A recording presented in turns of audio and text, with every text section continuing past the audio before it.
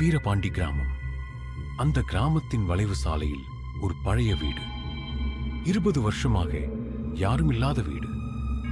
ஒரு இரவு 4 நண்பர்கள் அந்த வீட்டுக்குள்ள போனாங்க.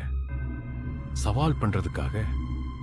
வீட்டுக்குள்ள நுழைந்த உடனே திடீர்னு கதவு மூடப்பட்டது.